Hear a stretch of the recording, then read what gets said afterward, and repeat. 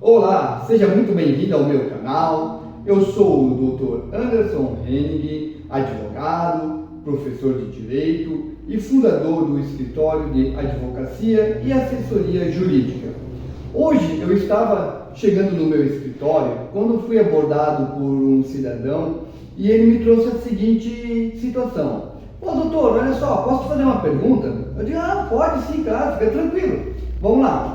Aí ele me disse, doutor, eu estou sendo executado em uma ação judicial e eles estão querendo penhorar os bens da minha companheira. Só que a gente vive em união estável. Só que, doutor, tem um detalhe, doutor. Os bens dela estão todos no nome dela. Mas, doutor, a gente adquiriu junto, dentro, na constância da nossa união estável. E aí, doutor, eu quero saber o que eu posso fazer, como que eu posso me defender, se tem como se defender nessa situação ou não. Pois bem, então, vamos lá. Olha só, pessoal, esse cidadão me trouxe uma situação um pouco peculiar, né? E assim, primeira análise que a gente tem que ter em mente quando nós nos deparamos com qualquer situação jurídica que a gente esteja passando. Em primeiro lugar, você tem que buscar um advogado que seja especialista naquela área, que vai poder te dar todo o suporte que você precisa. Fechou? E daí a gente tem que pensar o seguinte, tá, beleza. Aqui nós estamos diante aí do direito de família, estamos tendo já um processo que já está em andamento, né? Então, a gente tem que pensar assim, direito de família. O que é o direito de família? Aonde nós conseguimos visualizar essas relações? Muito bem, vamos com calma. Primeiro, o direito de família, ele possui o quê? Ele possui como finalidade defender os interesses interpessoais e patrimoniais. E a gente vai ver essas situações em diversos campos. Pode ser em uma separação, pode ser também em uma ação de cobrança. Podemos ver ele refletindo em direitos empresariais. Também podemos ver o seu reflexo quando falamos de sucessão, de espólio, bens, guardas, pensão, enfim, o direito de família ele é muito amplo e a gente pode visualizar ele em quase todas as esferas do direito. Por isso, repito, a importância de um advogado especialista na área.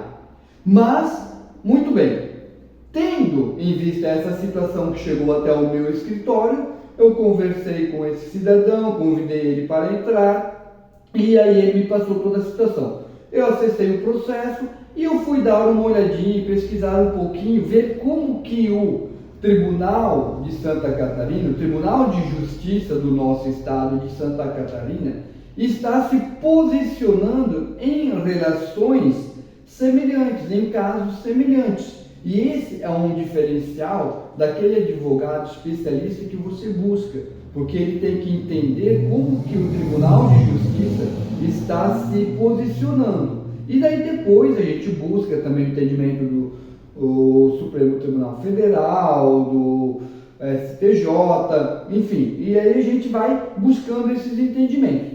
Mas olha só, eu fui buscar então o entendimento do nosso Tribunal Regional, do nosso Tribunal de Justiça de Santa Catarina, e eu encontrei um acórdão que foi julgado pela 6ª Câmara de Direito Civil em 13 de maio de 2025.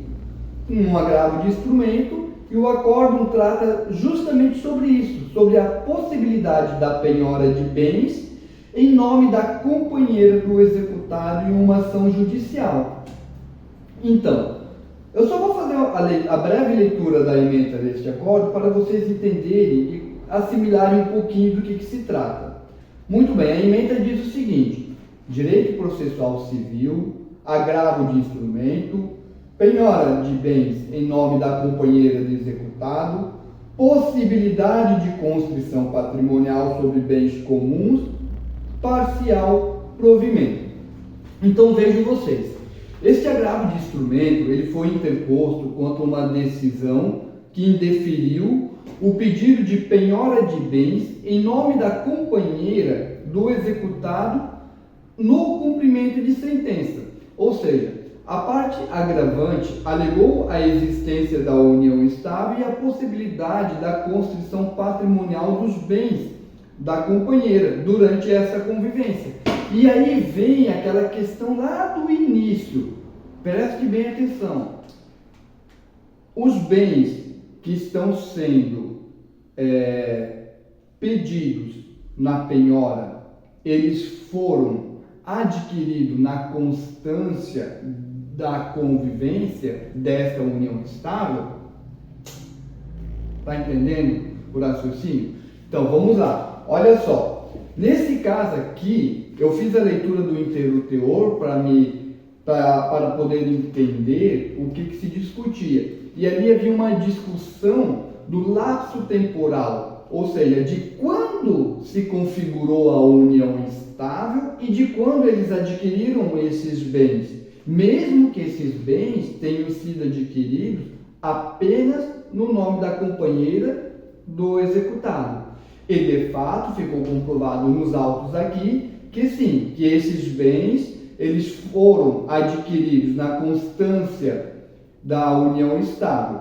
Portanto, o Tribunal de Justiça ele reconheceu a questão da união estável, sendo ela equiparada aos efeitos do casamento e aos efeitos patrimoniais, conforme o artigo 1723 do Código Civil.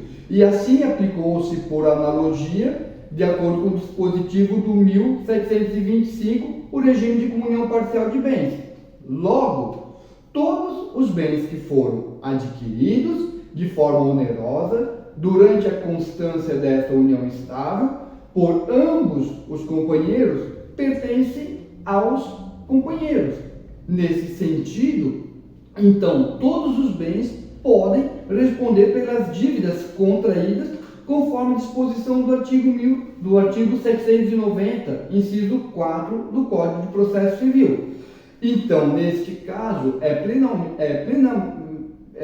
legalmente possível a penhora por parte do executado dos bens comuns, mesmo que eles estejam formalmente registrados no nome da companheira. Então, o tribunal entrou nesse processo, então o tribunal entendeu neste processo que pode ser executado sim os bens, também pode ser consultado via sistema Renajude em nome da companheira para identificar se ela possui bens comuns para uma possível penhora e, por outro lado, o Tribunal de Justiça entendeu que não é possível presumir aqueles valores que existem na conta bancária da companheira que elas sejam também do executado. Até por uma questão de quebra de sigilo, o tribunal foi muito cauteloso.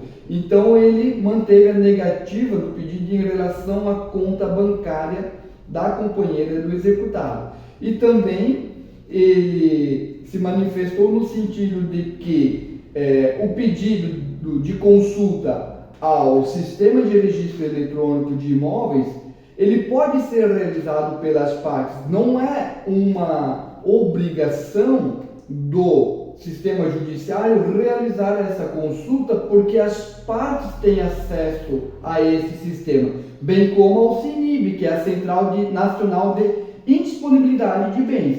Então, nesse caso também, o tribunal não concedeu a consulta, porém, a consulta era livre para as partes estarem realizando. Então, este recurso ele foi julgado parcialmente provido, tendo em vista que o Tribunal de Justiça concedeu algumas medidas e indeferiu outras medidas também. E isso é importante porque, assim, como eu sempre falo para os meus alunos, eu gosto muito de desenhar no quadro e explicar com forma de desenhos, né? E a gente fala para eles: vocês veem o professor desenhando aqui no quadro, com esses exemplos mirabolosos, vocês acham que nunca vai acontecer na vida. E acontece.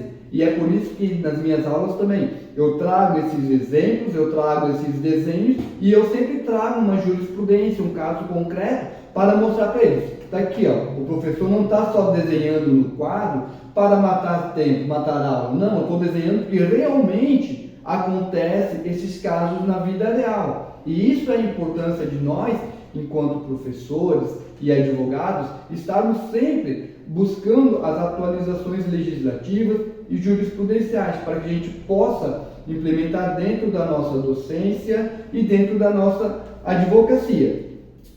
Muito bem, tendo visto então a resposta do nosso cliente que me abordou na frente do meu escritório, eu finalizo esse vídeo e aí eu pergunto: gostou da minha análise? Gostou desse vídeo? Então, se inscreva no meu canal, acesse o sininho das notificações e acompanhe todos os nossos vídeos que serão postados semanalmente. Vídeos dessa mesma natureza, um caso concreto, uma jurisprudência e um exemplo, que fica fácil para todo mundo visualizar. E não se esqueça, se você possui alguma dúvida ou se você gostaria de ouvir algum tema do seu interesse, deixe aqui nos comentários, deixe aqui nas sugestões, que nós estaremos avaliando as possibilidades e estaremos realizando vídeos nesse sentido. Também na descrição desse vídeo eu vou deixar o link que vai direcionar ao acórdão da 6ª Câmara de Direito Civil, que julgou esse agravo de instrumento, para que você possa estar fazendo aí a leitura do inteiro teor desse julgamento. Então, meus queridos, muito obrigado e até o próximo vídeo.